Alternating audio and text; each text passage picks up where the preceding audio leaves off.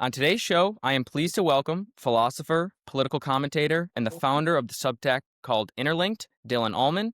Dylan, thanks for coming on the show. What's up, man? I'm glad to be here. I'm glad to have you, and I appreciate you coming on. I know we connected over X. Obviously, that's kind of how I first found you, seeing a lot of your content on there. Got a pretty solid following on X. I mentioned your Substack called Interlinked. So to kind of get into it, I want to ask you, what made you start wanting to share your thoughts and write online? I think the very beginning was probably many years ago as a brand new adult. I think I just wanted to be edgy, I guess. Um, I grew up in a very conservative religious household. Both my parents were cops. So there was this sort of authoritarian type culture in the household to begin with. Hmm. And I very naturally collided with such an environment, um, and was sort of kept from talking about certain things online, for better or for worse. As soon as I became an adult, I was like, sick, gonna just say whatever I want now. You can't Yeah. stop me, which was somewhat at the beginning of that. It started off as me sort of casting away the religion I was brought up with, and just being the sort of stereotypical like militant atheist online. And then it just kind of went from there. And I, over time got more into politics, and then shifted that way, and so on, and the rest is history. Gotcha. And how long have you been writing your Substack? How long have you been kind of posting on Twitter? How long has it taken you to kind of build up this following? Substack, it's been a couple years. I don't have a lot of articles for it to have been around for a few years, partly because it's very much a creative effort. I think my blog is like my primary creative outlet. Hmm. So everything is like very meticulously structured and put together. Um, it's also not read very much at all, especially comparatively to my Twitter account. I have Right. like 67,000 followers on Twitter, many of which are very actively engaged, and I have less than 500 subscribers on my Substack, which is totally fine because it's just my creative outlet. It's just the conversion rate is like near zero from Twitter, which is interesting. But it is speaking on topics that are relatively niche, and my audience on Twitter doesn't seem particularly interested in that, which is fine. Another part is I've consistently sort of reinvented the specific voice of that blog, which has resulted in sort of retconning some articles from existence. So I'm still sitting at around like 10 articles, with that having been around for about 10 years. Um, Twitter is a different story. I started on Twitter really back. Um, a few times I've had Twitter accounts that have grown, and then I've just kind of deleted them. Hmm. It started as a new adult getting into politics for the first time, 18, 19 years old, very vanilla libertarian, um, just learning the ideas. I had a podcast like 10 years ago called the Liberty Boys podcast. I didn't know what I was talking about. Did it with a childhood friend, had a few episodes of that before I gave up. And that's a reoccurring theme in my history online, unfortunately. Um, then I grew a Twitter account from there, also did Facebook, and that Twitter account specifically no longer exists.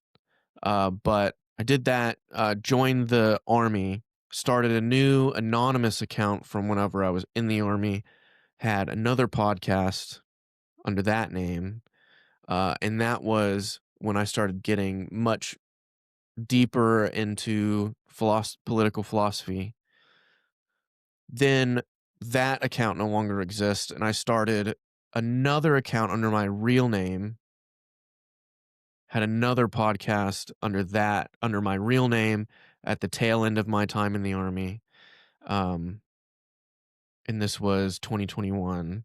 And after that, after I left the Army, that Twitter account got deleted. And then I started a new Twitter account under my name again, which is the current account, which has been around since 2021. However, I did go back and delete like 10,000 posts that I had made on Really? Twitter, because I just really didn't like the direction that I liked the direction I was going and I did not like where I was at Hmm. in like the first 2 years of having that account. So you won't see any tweets older than like 2023 from my current account. Gotcha. And that's where I'm at now. And there's like about 500 tweets on that account, including replies. So there's really not a whole lot of content there anymore, but it's all very much more um, deliberate. Um, and that's on purpose. Gotcha. And so you kind of mentioned you first got into social media, you were kind of getting into the political realm a little bit. So I kind of want to touch on that. You tweet a lot about politics, you comment on politics a lot right now on your X account, Twitter X, whatever. I want you to lay out what is kind of the basis of your political beliefs. What is your political philosophy and how did you kind of come to that? Let's see. The basis of my political philosophy, um, I did recently go through an exercise of spelling it out very particularly. Um, but essentially, long story short, it is something that starts from the authorship of the individual and branches from there. Everything uh, builds off of that baseline. So anything that directly infringes or threatens or pressures that authorship that comes from each individual, I'm going to likely push back on. Okay. And so that leads to a conclusion very similar to that of what people would call anarcho capitalism, which is anarchism, but also subscribing to the Austrian economic school of free markets and capitalism. Sound money. Yes, as well. Yes. Okay, gotcha. Okay, so would you say that another way to maybe put that would be like you look at every political decision that gets made and you want to be maximizing the freedom of the individual. So if it's not doing that, then that would be something that you would push back on. Yeah, I mean that's a good way to boil it down. Gotcha. And so I'm curious to know, how did you come to these beliefs? Like, were you reading anyone along the way? Were you watching videos? Did your time in the army have anything to do with it? What does that look like? I think a lot of it is born from a deep sense of skepticism, and I think such a thing is required to exercise any sort of meaningful agency you have on the world. Um, and I think a lot of my aversion to specific policies or movements or ideologies is how well it allows for such skepticism to thrive. And I say that with my particular upbringing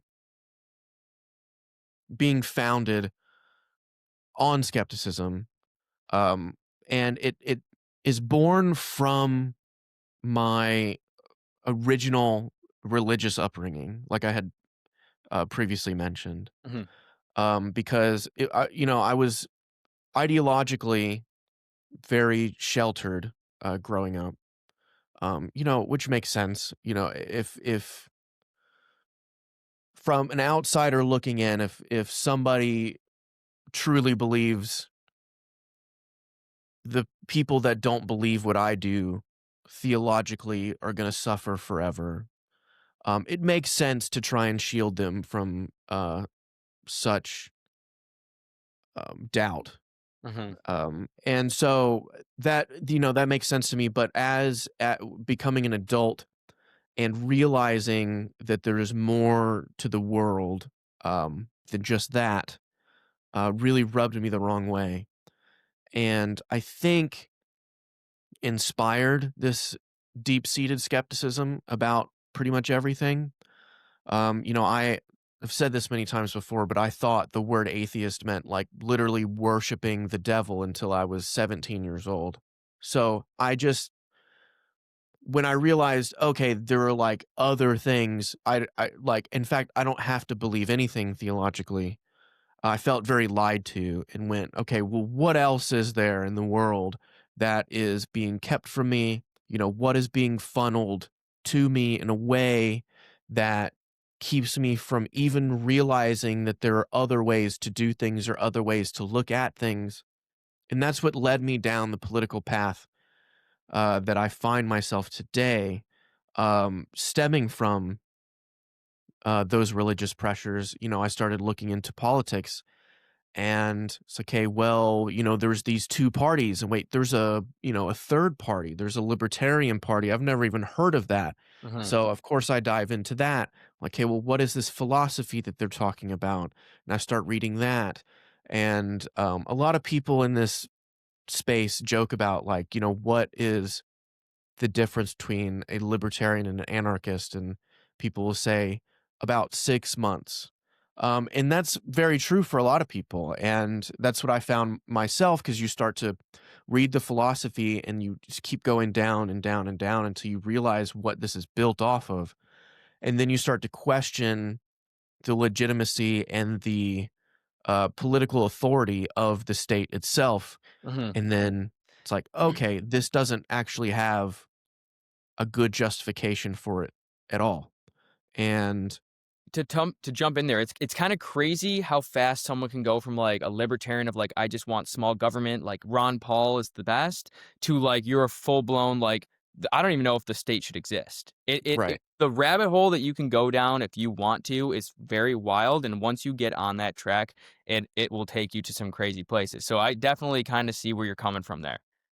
It's hard. It's also hard to get off of. I mean, most people that take the time to research political philosophy and really try to make up their mind about this kind of thing are typically very intellectually honest and curious in a way that I think most people aren't, um, which isn't necessarily a knock on their character. It's just it may not be of interest of most people, which is totally fine.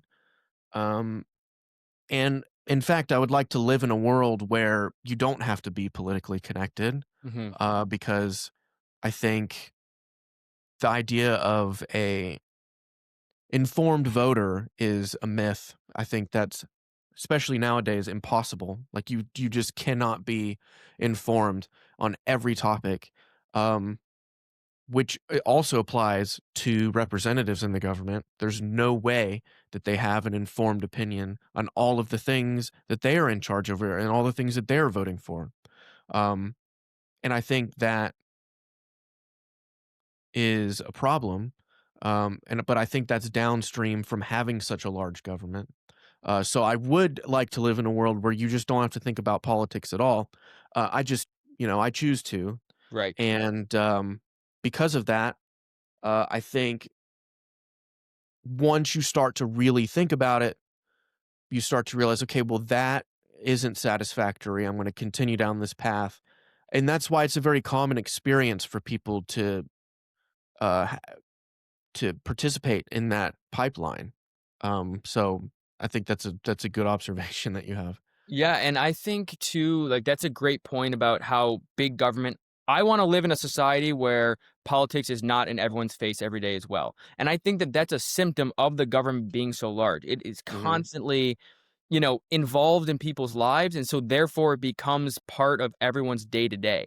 And I think too, and this is side note, maybe this has a little bit to do with the theatrics that have been coming out of politics in since 2015, 2014, I'd say. It's like, look at the late night shows are all political. Comedians are it's like all politics jokes, like or society, social media, politics, all politics. That's all. I mean, that's all I see. And I don't like that. I'm concerned about that moving forward. And that's a big part of why I'm such a the government's too big, get the government off people's back, as Reagan would say, even though he wasn't really libertarian. And let's just not have it be such an impact on society. So I think that that's not that crazy of a belief to have or something that to strive for. Yet there are so many people that when you bring up the term libertarian, they just go crazy because you're a crazy person to be a libertarian or even want to be a libertarian. So I guess I want to take from there and I want to ask you, are you an official member of the Libertarian Party? Do you consider yourself a libertarian? And I guess what would you have to say to people that would say that you're crazy for being a libertarian?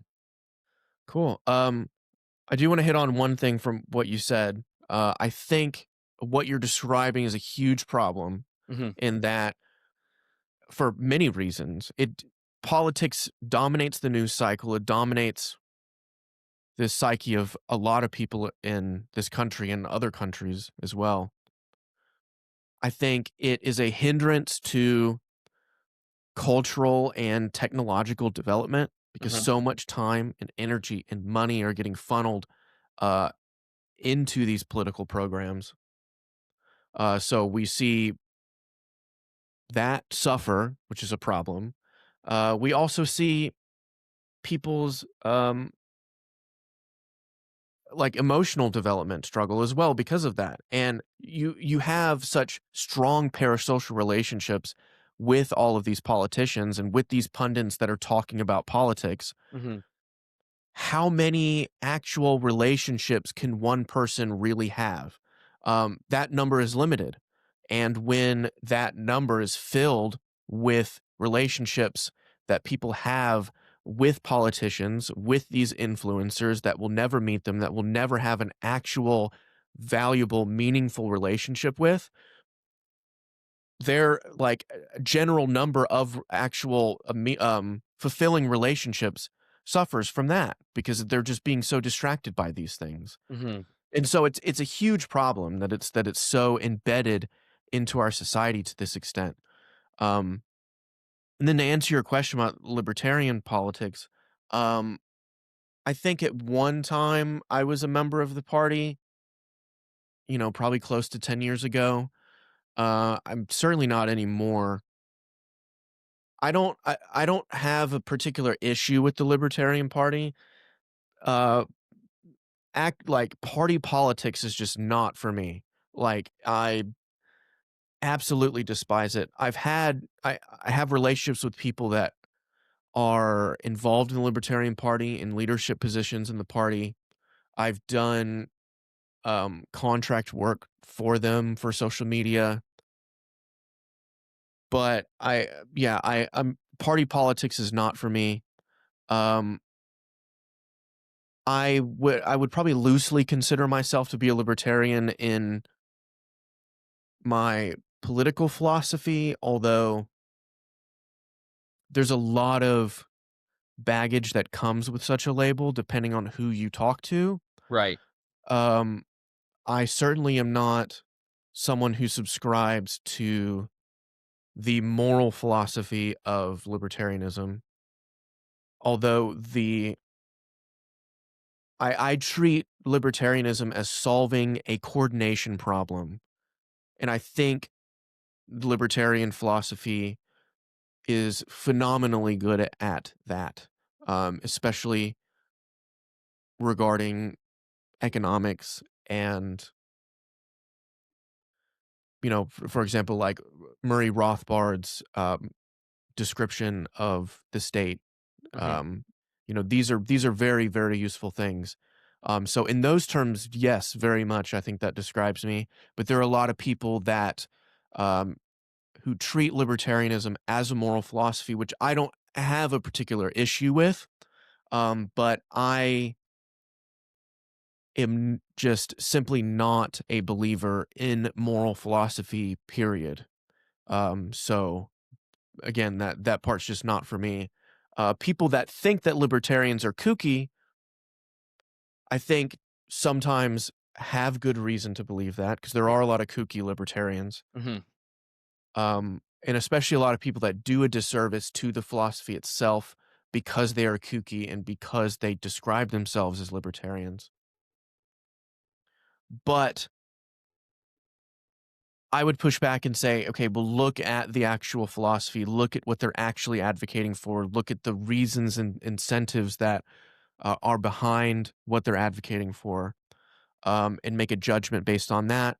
I think that is an inappropriate expectation to have because most people don't care. They just look at the person, they look at the personality, they work off of vibes, and that's where they get all of their politics from, which is a big reason why I think libertarianism fails pretty consistently when it tries to involve itself in the political space because they've got horrendous vibes.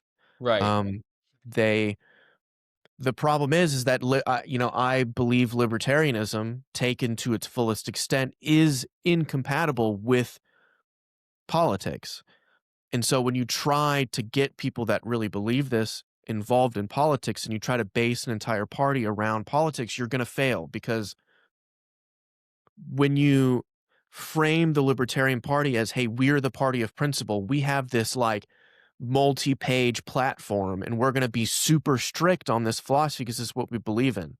Hmm. You're necessarily going to fail because politics is about vibes. It's about this tribal loyalty. It's about um, trying to be as attractive to as many people as possible. And if you have a very strict philosophy that you adhere to, you're necessarily going to alienate a lot of people. For better or worse, it's like this is our philosophy. We believe it to be true. If you don't believe it, then okay, like see ya. There's good to that. That doesn't work in politics. You have to bend on these things. You Yeah. have like if you want to play the game, you got to play the game. So the more they play the game, the less libertarian they are. The Yep. more libertarian are, the less they win at the game. So it's a completely losing strategy. I mean, I just wouldn't have a libertarian party at all. Like I think it's a waste of time. 100%. And I think to me, a big part of it is, and I'll push back a little bit.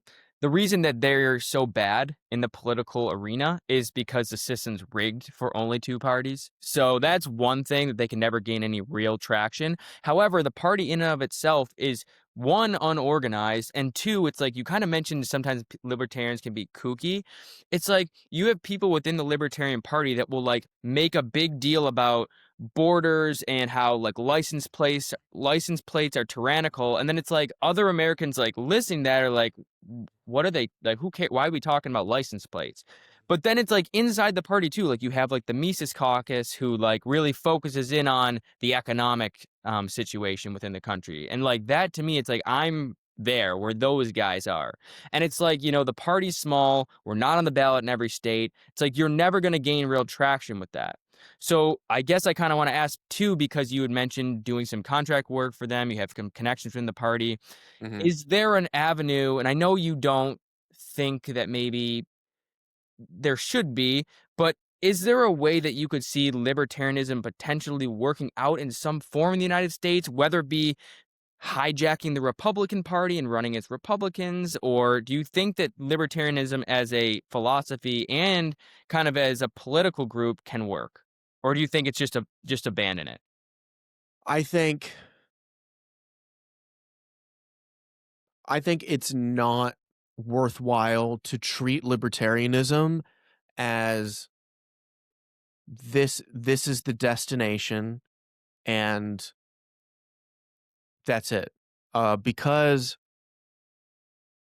it's an idealistic philosophy, which is great. There is absolutely a place for an idealistic philosophy. Because of course, like, I mean, if you believe murder is wrong and you want to eliminate the world of murder, I don't think there's a problem with saying that. Hmm. Um, you will not rid the whole world of murder, no matter what. It's just not going to happen. Uh, but you can work to limit the amount of murders in the world. You can work to eliminate them, as many as possible. And there's many different ways to do that.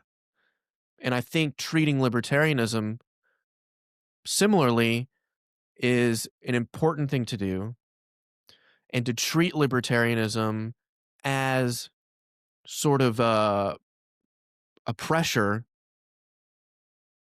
which, I mean, could be towards that destination, um, but treating it as a in real time practical pressure on the current workings of society, I think, is the best way to do it. I think having a libertarian party is not that. It is, this is our destination, point blank, period. And that's it. Anything else is not good enough. Anything else, we don't care. This is our destination. Here's our 20-page platform to prove it. If you don't check every single box, you're out of here. Hmm. Which is great for like a philosophy meetup group. Great. Like, I don't want a Republican in my libertarian meetup group. Hmm. Just simple. But that's not what we're doing here. This is politics. We're trying to have practical effects towards our goals in the political sphere. Now, I think the strategy of the Libertarian Party so far has failed to do this, for many of the reasons we talked about before, as well as it, being rigged against them. That certainly does not help. Um, but you have to start from somewhere, and I think where they're starting is a problem. And I think the first way to fix this is to, you had mentioned that people focus on um, borders or license plates. I was just giving a couple examples of Yeah. some things that people will mention. It'd be like, "Why are you bringing that up?" type of So thing. I think there's a tendency for people to be like, okay, we agree here, we agree here, we agree here. Oh, wait, we disagree here. I'm going to focus intensely on this thing we disagree with, because I think that like this thing that we share, this philosophy that we have, leads very clearly to this conclusion, and you're not seeing it. And I want to help you see it. And so that's why I think that a lot of people will focus on that. They'll be like, okay, driver's license or license plates, or speeding laws, or like age of consent laws or something. Like, Yeah. these things are taboo. Um, and because they're taboo, people will have diverging opinions, even if they're coming from a similar starting place. And I think that rubs people like that the wrong way, where they're like, okay, well, now I'm going to focus on this thing that we diverge at.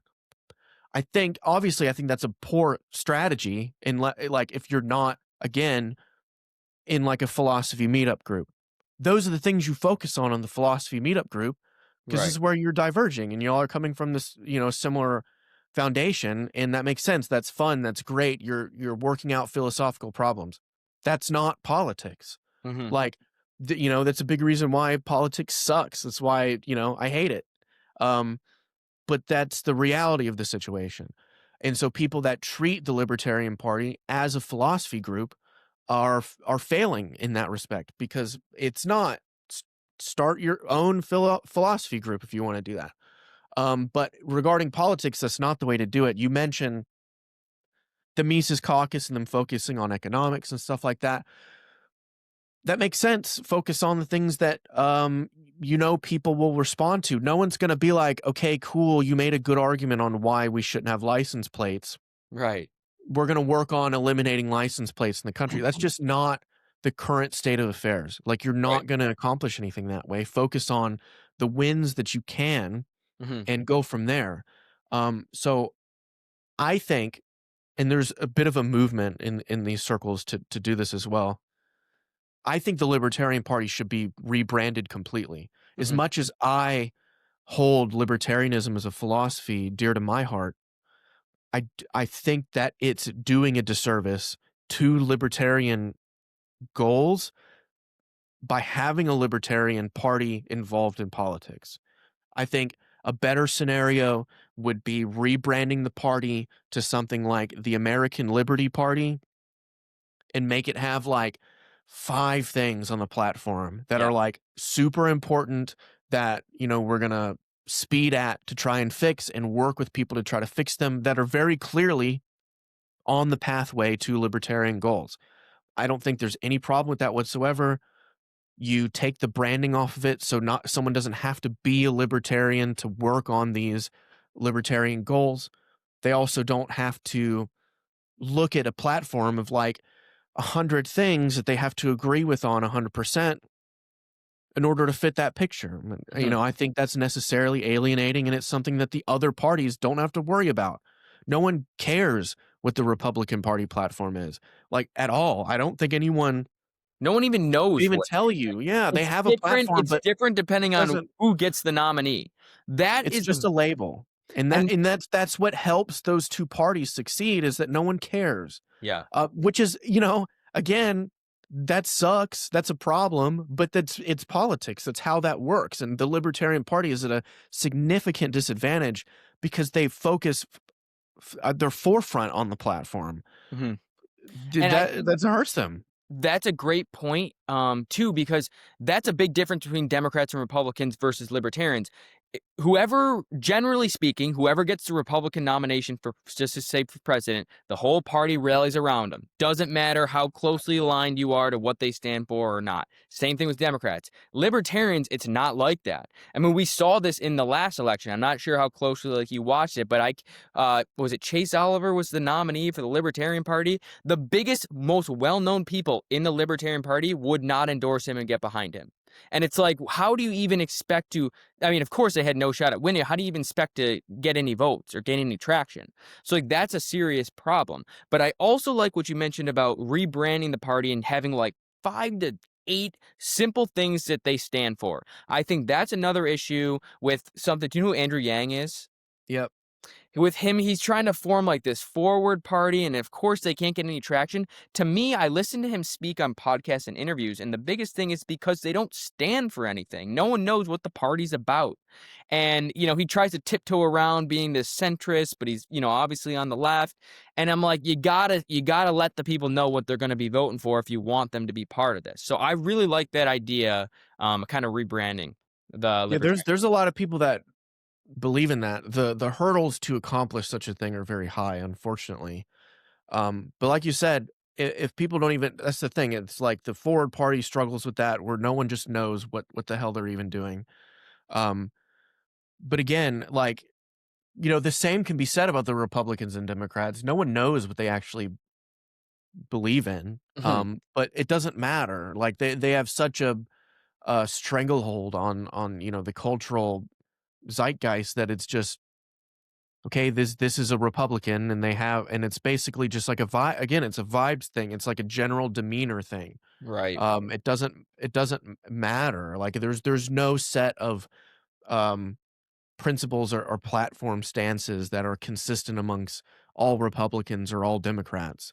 Um Again, which is a problem, but it's very useful in the game of politics. You basically just to have to seem a certain way, and you make a good Republican. Yep. Absolutely. And that's That's that's not just good, what it and I is. mean, it's actually the most repulsive thing about politics, it's just how you can mold yourself into whoever you wanna be. You just go with whatever ways the wind's blowing in a lot of things. I mean, you see that a lot with, like, when you're running in the primary, it's like oftentimes you're more to the right, more to the left, and then once the general comes, it's, "Oh, we gotta roll back a couple of these things, come to the middle a little bit because we need to get the middle," which is not. I hate that. Um so as we continue to talk politics here, I'd be remiss if I didn't bring this up because when I was doing my prep for this interview, I saw that you had mentioned that you at one point did some work for Super PAC that supported Yeah. RFK Jr. And I'm really curious to know kind of how did you get involved there and what'd you learn? I So I'm gonna start at the end and then circle back. I learned that I will never work in politics again. I hated it. Um, and it left the worst possible taste you could have in your mouth. Um, it started when of course, as well as many people, have been disillusioned from party politics. And RFK Jr. announced running for president as a Democrat. And I saw that and was like, that's interesting. There's this guy with this legacy that has these very dissenting views from the general Democrat populace. And that's interesting. And he's saying things like the CIA killed my uncle and all this. And he seems, it's very interesting. And of course they didn't, give him the time of the day as a Democrat. And so when that became clear, he dropped out and started running as an independent. And I said, that's really cool because this is a rejection of political parties, Hmm. period. At least that was the tone going forward, pretty explicitly. Yeah. And so it was like, that's fantastic. I think a huge step in the right direction is to take power from political parties, period, regardless of which party it is. And so I liked that. I liked the idea of, okay, this guy's got a lot of political clout given his family name, basically the, American royalty. Hmm. And he's pushing back on a lot of these foundational narratives within political society. And that's awesome. I liked the idea of opening the door to questioning anything. Um, you know, talking about specific conspiracy theories that I think should continue to be talked about, like his father being killed, and then also pushing back on the COVID tyranny that we saw through lockdowns, which I thought was great. And then he started talking about like Bitcoin and sound money and transparency in government. And he was basically just saying all but the main thing that I really appreciated was the independent thing, and the fact that this guy could be popular enough to get enough attention as an independent to bring power and influence away from the political parties. Hmm. And so I saw that he had that this Super PAC paid for an advertisement during the Super Bowl. Yeah. That was sort of a recreation of one of JFK's political ads. Hmm. And I thought, okay, clearly they've got some money. And I want to be involved in this. So I reached out and said, hey, I could help you out with your social media, whatever. And they're like, oh, that's perfect. That's exactly who we're looking for. And so to begin with, it was very fun. It was great, because he was What saying were you all the doing? right things. Sorry, don't mean to interrupt. What were you doing specifically with their social media? So I was running their Twitter account, Oh, making posts, cool. um, which was a great time. I got to work with some people that I'm still friends with today. And it was great because he was saying all the right things about political parties, about the system, about how it was rigged against everybody, about transparency, of pushing back on the idea of like, voting out of fear and thinking for yourself and all this kind of stuff. Um, which was great. And I helped out with that. And he was like equally criticizing Trump and Biden, and then Kamala, and saying like real, like correct things. Like it wasn't just like character attacks. It was like, hey, you're not even following what you say you believe yourself, and here are all these things. And he called JD Vance, the pick for him as VP, as a nod to the CIA because of his connections to Peter Thiel and Palantir, which started as a CIA front company and all this kind of stuff. And it was like, that's great.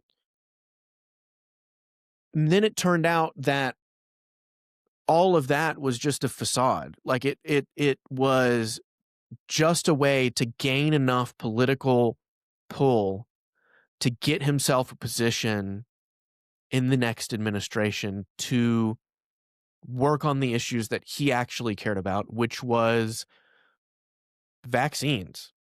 Like that's it. That's all he really cared about. And that became clear uh, up into like a few weeks before he dropped out and endorsed Donald Trump. He started to really pull back. There was stuff leaked that he was making deals with Trump in the background. And then when he did drop out, like everything reversed.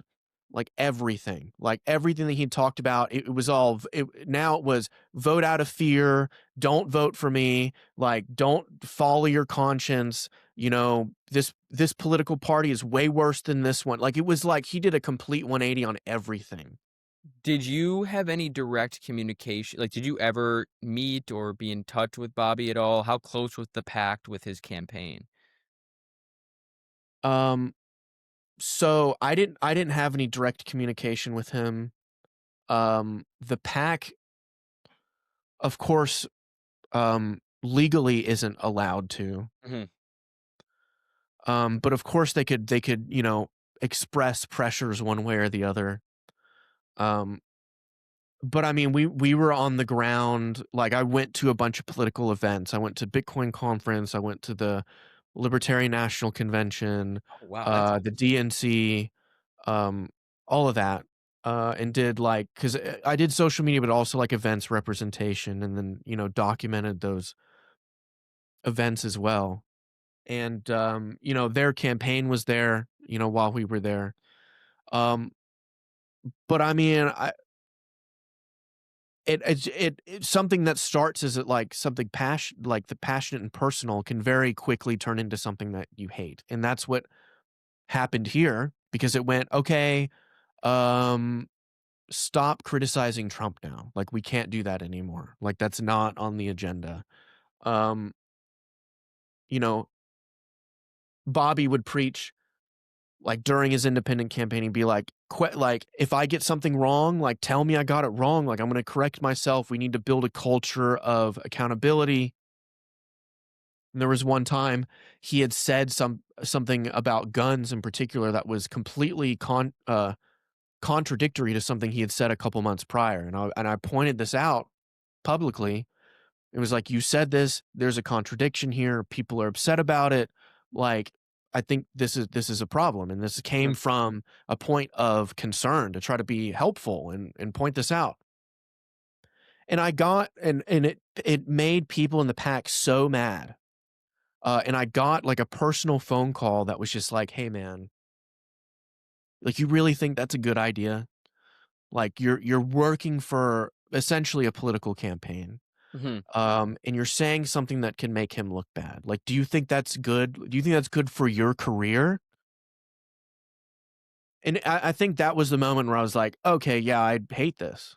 Like, this is terrible. This Well, this game of politics is so toxic and gross, that being involved with this at all is a huge problem. And like a few weeks after that, he dropped out and endorsed Donald Trump. And the pack, I didn't end up quitting because I needed the money, but the pack realized this is he is he this is it. Like this guy's not on board anymore, and they could tell by, the lackluster effort I was putting into the post, and they let me go. But I just could not stand it at that point. well, did the pack continue to support him when he like, did it shift and start Oh support? yeah, yeah. The pack just followed suit completely. I mean, they had It's crazy. plans to branch off after him and his candidacy and be like, we're like the independent pack. We're going to go and help independent candidates across the country. We're going to have these educational materials. We're going to be this huge force for good, pushing back against um, political corruption and party politics. And I was like, hell yes. And I was so on board with that vision. And that's what they had told me when they first brought me on, that this was the goal. And it turned out it was just another branch of a personality cult. And now they've completely rebranded. They're just that's it. Like they just completely followed everything Bobby was doing because that's where the money was, and that's it. And from what I understand, they've like basically burned every bridge and alienated all the people that felt the way that I felt going into my situation there. That is a wild. I did not expect that story to end up the way that it is, but that is just crazy, and it tells you everything you need to know about politics. Politics, Yeah, it's people backwards incentive system. It's so bad. Yeah, absolutely. And I mean, the people, and I feel like you hear this more on like kind of the really progressive left, especially like, I don't know, do you know who like Chank is for like the Young Turks? Like Yeah, yeah. we got to get money out of politics, and he says it all the time. And it's like I'm like, yeah, but it's like look at your experience with that pack. They just follow the money. Where do we got to go to have the influence? And also too, when you talk about political or presidential campaigns in particular, these candidates are raising hundreds of millions, if not close to like $1 billion for a campaign. And they spend it all. Like, and then we'll have these people that come out and will say, well, we got to tax the rich more and whatever. I'm not trying to get into that, but it's like, look at a presidential campaign just spent $700 million. Imagine if they only spent 10 million and were able to use that other money and deploy it to be way more productive or to help other people or whatever. It's crazy the way politicians and politics are able to get off the hook for things like money when they don't even do anything to create the wealth or create or be productive in any way.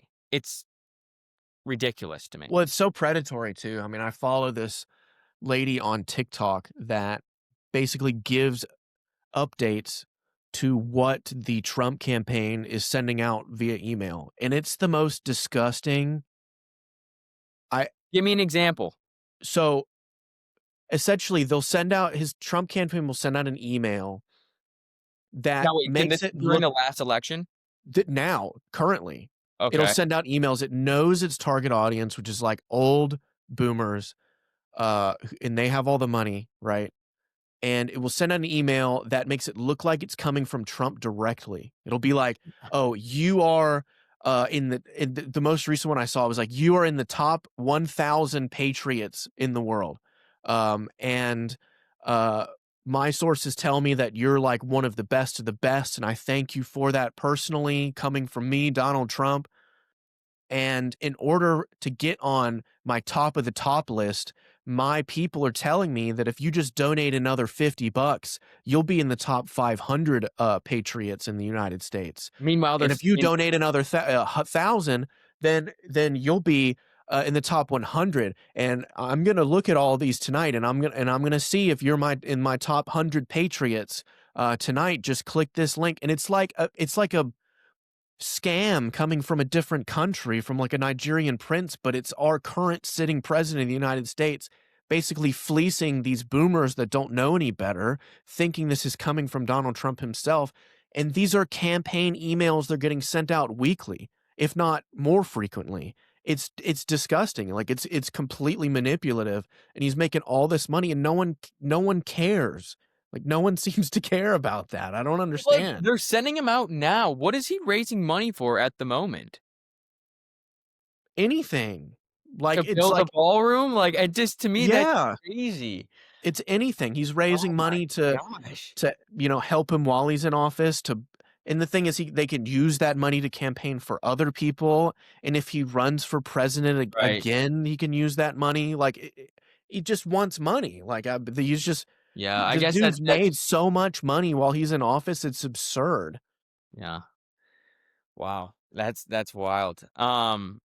I think I guess kind of like last thing here before we wrap it up, I want you to kind of evaluate, and I know you're going to give them both poor scores, but I want you to kind of talk about the Biden presidency and the Trump presidency. Where you sit politically, what were your biggest grievances with Biden and then with Trump?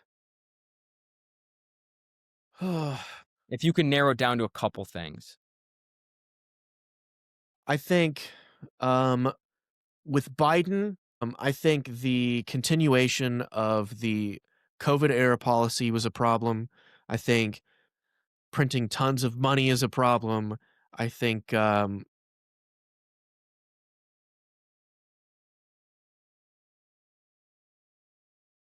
to be quite honest, like I don't remember a lot from the Biden administration because the Trump administration has been so abysmally terrible. Um, I think it made me so I sat out this current election because I didn't wanna go and vote for either one of these candidates, and I wasn't gonna vote for Bobby because he literally said not to.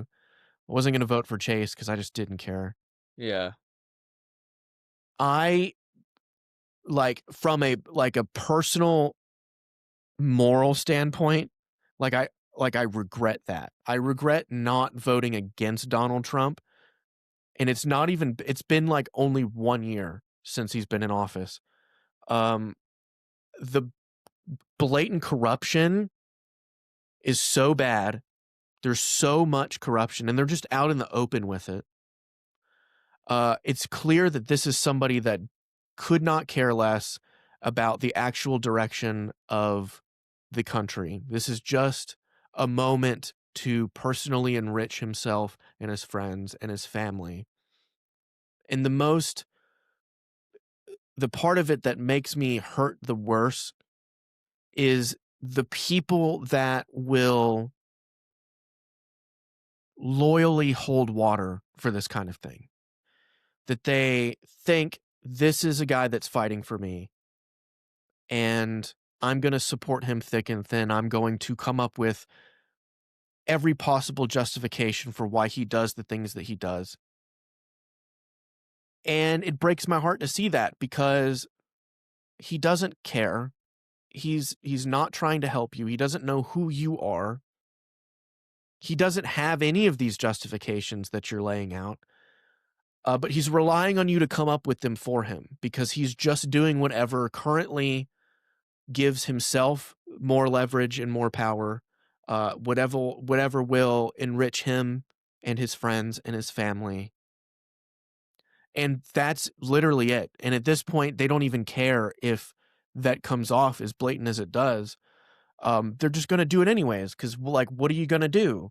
You know, he's installed loyalists in basically every leadership position in the government, down to the point where, you know, people are sort of lying to themselves about this Epstein Files thing, saying, okay, we got the bill passed.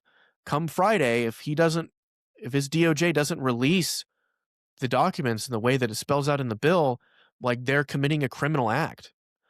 If they, you know, redact this or don't release it in full or do anything other than exactly what the bill says, they are committing, these are felonies. These are offenses. Mm-hmm. So what? This is the DOJ that is the ones supposed to be releasing the documents.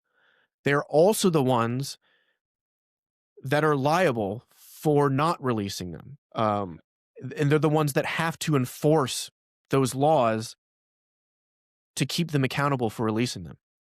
So it's like, okay, they just don't release them on Friday, or they do, but it's very clearly redacted, and and it's like they're breaking the law brazenly. Who enforces that law? It's them. You think they're going to hold themselves accountable? Trump has, like I said, installed loyalists all the way up the chain. Like, you know, this is another, like, sort of mythic belief in the law of the state. Like, oh, this is the law. They're not just going to break the law. They're just going to break the law, and then they're just going to not enforce the law. And then that'll be that. But Mm-hmm. people seem to think, well, we passed this magical bill. Of course they're just going to do it. You know, so it's so bad. And we've got like 3 more years of this. And I mean, And it's like, it's not going to get any. I mean, it's going to get worse before it gets better, because it's like, I mean, we talked about the Biden administration too. It's like they weren't like this amazing, transparent, you know, administration. And it's like, if you look forward, I mean, who do we got here coming up? It's like Gavin Newsom. It's like, he's. He's kind of like a chameleon. However, he's got to go to say what he's got to say to get power, and it's like Vance is just going to be a continuation of Trump. So, I mean, at this point, it's going to get worse before it gets better. But I mean, well, it's the thing is, politics typically, and people are like, well, what do you want, more of the same? Because the alternative is pure destruction and corruption and incompetence. Like, you know, if there's a Gavin Newsom or a Joe Biden where it's like, it's just all the elitists that are just doing their elitist games, and, you know, you could tell it's all just a facade, but like, stuff's still kind of running as normal, and they're just kind of doing the corruption in the background. You know, they don't have like great policies, but they're not like destroying everything, you know, but it's like, oh, well, we need to throw a wrench into this system. And now you have Trump that's just like any sort of potential um, cover that he would give to these corrupt acts are just gone. Like he's just doing it out in the open, which I mean, I guess you can argue may be a good thing, but so you know like what he's doing and can fight against it. But you can't fight against it. And also he's got millions upon millions of people that will defend literally anything. And he knows this. So if he's just out up front with the corruption that he's doing, he knows people will explicitly defend the specific corruption, which benefits him more than if he did it in the background and then it came out and it was this thing that was taboo. He's just saying, no, I'm doing this. This is something we're doing. And he gets these people to defend it. To me, that seems like a worse situation. And, you know, use it. And now he's strong arming the government to essentially get deals in place for him and his friends by just using tariffs to say, oh, well, we want this deal, so we're going to put a 150% tariff on this, but if you want us to take it away, you could do this deal with this guy that I'm friends with who's CEO of this company. And he's just using this to get favors for his friends in a way that you just like didn't see in the past. You know, if they were going to try and do something like that, it would be so under wraps to the point where they might not even pull it off. And to me, it's like, it's like Gavin Newsom would be completely preferable to this current situation. Not that he would in any way, shape, or form be what I would consider to be a good president. But my God, dude, like this is people say, oh, empires have a 250-year lifespan. It's like Trump took that to heart. He's like, we're getting there. It's almost the 250-year mark. So like, let me make sure this happens. And that's what we're staring down the barrel of right now. And as someone who doesn't believe in the authority of the state at all, you know, that might sound weird coming from me, but like in short-term preference wise, you know, I've got a wife, I own a house, you know, we make money doing jobs. I would rather this not turn into a third world country because we've just turned into a banana republic and now we can't afford our house anymore and we're unemployed and everyone's freaking out. Like I've got a life, man, you know, like this is not a preferable direction that we're going in, but you will have people defend this to death. Like they'll be like, no, not only are you wrong about these concerns that you have, but this is the greatest presidency in the history of this country. Well, that's Like you're something crazy. that's something that's been brought up recently. And I mean, based on this conversation, I'm going to guess that you are somewhat of a fan of Thomas Massey, I would say. He's definitely the most in terms of libertarian goals, like the most Yeah. consequentialist member of probably the entire federal government by far. Well, he was on a show and was talking about kind of Trump derangement syndrome, right? And they loved, and Republicans love to use it in the sense of like, you know, no Democrat can ever be happy or think that something that Donald Trump is good because it's Donald Trump, right? That's kind of like the idea of it. Well, Massey will say, but it goes two ways, and he is so right, where it's like it goes on the people on the right as well that are like these people that love Trump so much that they can't ever concede that he has done something bad. I think, to be honest with you, Dylan, in the his ridiculous post the other day about the death of is it Rob Reiner? Yep. That was the first time I have ever seen so many like supporters of his come out and be like, this is not okay or this is unacceptable. So, Well, the thing is, so what? You know, right? Like people will be like, that's gross. Now what? Well, yeah, you gonna vote for someone else? Like, what are you talking about? Like these people will never switch their vote. These people will mm, never do anything other than just be like, though. And to them, it's a virtue signal, to their in group, and not to everybody, of course, but to me, it's just like, okay, great, you've condemned what he said here. yeah. Are you going to condemn anything else? Any of the things that he's done policy wise? Because I agree, like there is a Trump derangement syndrome, and I think that is bad. It's a rejection of your own personal faculty in discerning truth about a situation. If you let your emotional hatred for somebody just remove any sort of critical thinking that you might exercise in that situation, to just completely dismiss and reject everything they do, like, that's a huge problem. Of course, it's a huge problem in the other direction as well. Um, it's also a huge problem that this is like a concept that even exists, because if you have somebody that actually has a principled criticism of the things that he does, it's an easy get out of jail free card to just lob their way. Oh, you have TDS. Hmm. Now I'm just going to dismiss everything you say. I'm going to plug my ears, you know, um, and like, like one of those Scientologists on the street, they're just like, I'm not listening, walk away. It's like, that helps nobody. The other way helps nobody. It's like, how about we just like be people? And this is the problem with politics, is it just depersons everybody, Yeah. depersons them in their own minds in a way that just destroys everything. Like, it's disheartening to watch. It's nice to see people like Massey, take these stances, and again, he's a politician like the rest of them. He's not perfect. I don't even know him. He might not even be good. He seems like a good guy. He seems like someone who's trustworthy, but of course, use your discretion in that. But he knows that he's incredibly popular in his jurisdiction, so he can say all of this without it actually harming his political chances at all. So there's that to keep in mind. But he's certainly saying a lot of the right things, and I applaud him for that. Um,